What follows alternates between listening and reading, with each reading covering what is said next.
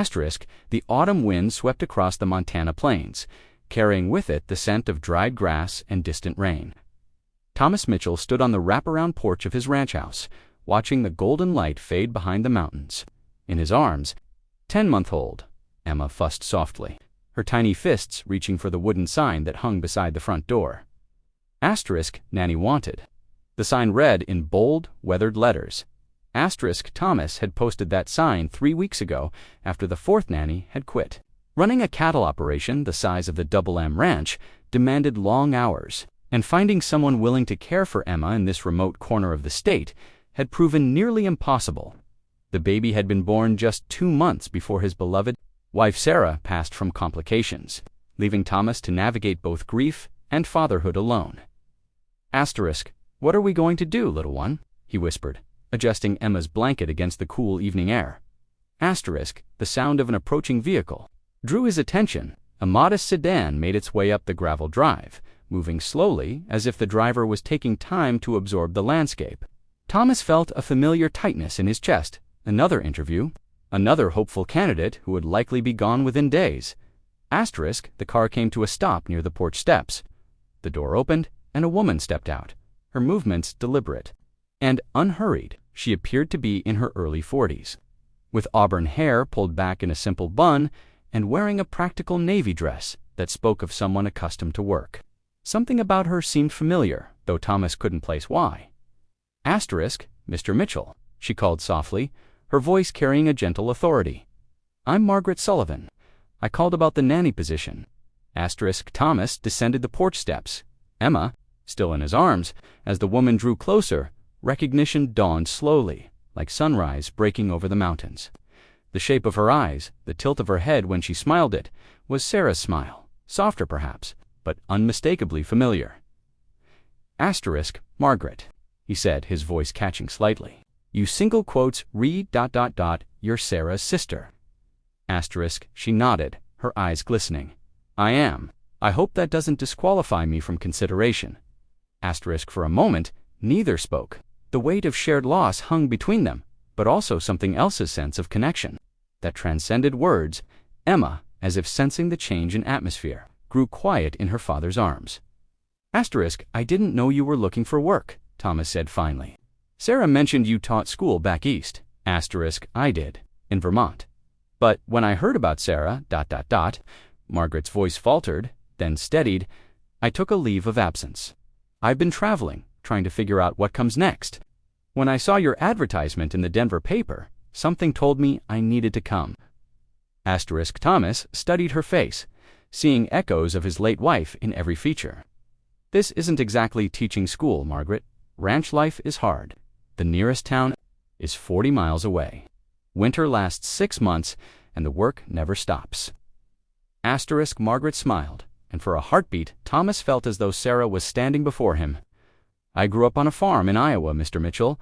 I know about hard work, and I know about children. I taught elementary school for 15 years before, ... double quotes, she paused, before I realized I needed something different. Asterisk, Emma began to fuss again, and without hesitation, Margaret extended her arms. May I? Asterisk, Thomas found himself handing over his daughter, watching as Margaret cradled her with natural ease. Emma settled immediately, her small hand grasping Margaret's finger with surprising strength. Asterisk, she has Sarah's eyes, Margaret murmured, tears threatening to spill. And her temperament, I'd guess. Sarah was always the calm one between us. Asterisk, they stood in comfortable silence as the last light faded from the sky. Stars began to appear, brilliant and numerous in the clear mountain air. Thomas felt something shift inside his chestnut, the sharp pain of grief he'd grown accustomed to, but something warmer, like a door opening after a long winter. Asterisk, would you like to come inside? He asked. I could show you around, let you meet Emma properly. Asterisk, the house was exactly what Margaret had expected: large, comfortable, filled with the kind of furniture that prioritized function over fashion. Family photographs lined the mantel, and she found herself drawn to them, recognizing Sarah in wedding pictures and candid moments that spoke of a life well lived and deeply loved. Asterisk, she was happy here, Margaret said, more statement than question. Asterisk, very, Thomas replied. This ranch was her dream as much as mine. She had plans for everything: the garden, expanding the house, teaching Emma to ride. His voice grew thick. I keep thinking she'll walk through that door any moment, asking why I haven't started dinner.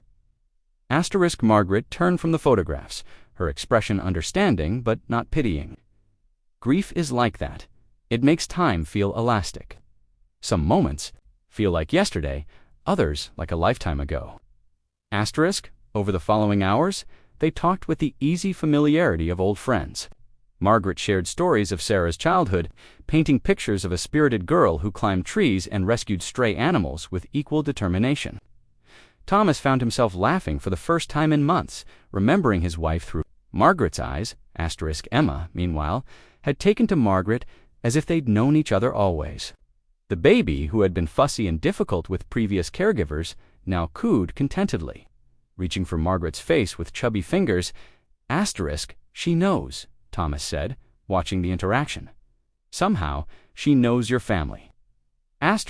When Margaret tucked Emma into her crib that night, singing a lullaby in the same soft voice Sarah had used.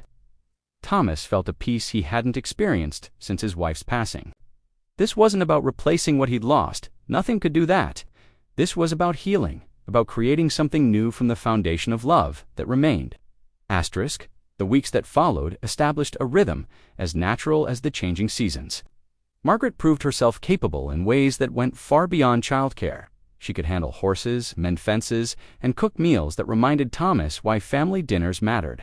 More importantly, she understood the unspoken language of grief, knowing when to offer comfort and when to allow space for sorrow. Emma thrived under Margaret's care, reaching milestones with the confidence of a child who knows she is deeply loved. Her first word was "Mama," directed at Margaret with perfect trust, causing both adults to freeze in surprise before Margaret gathered the baby close, tears streaming down her face. "I'm honored," she whispered. "So very honored." As winter settled over the ranch, bringing snow that transformed the landscape into something from a Christmas card. Thomas found himself looking forward to evenings by the fire, Margaret reading to Emma while he handled paperwork. These moments felt precious, like gifts he hadn't expected to receive. One evening in early December, as they sat watching snow fall past the windows, Margaret spoke quietly. "I never thought I'd have this, a family. I was so focused on my career, on being the responsible one while Sarah followed her heart, I convinced myself I didn't need what she had." Thomas set down his coffee cup, studying her profile in the firelight. "And now?" Now I understand what she was trying to tell me all those years. That love multiplies rather than divides. That opening your heart doesn't make you vulnerable, it makes you strong. They didn't speak of marriage that night, or for many nights after. But understanding grew between them, like spring returning to the mountains, gradual, inevitable, and ultimately transformative. Emma continued to be the bridge that connected them, but gradually they discovered they no longer needed a bridge at all. The following spring, as Margaret planted Sarah's planned garden with Emma crawling between the rows, Thomas realized that grief and joy could coexist in the same heart.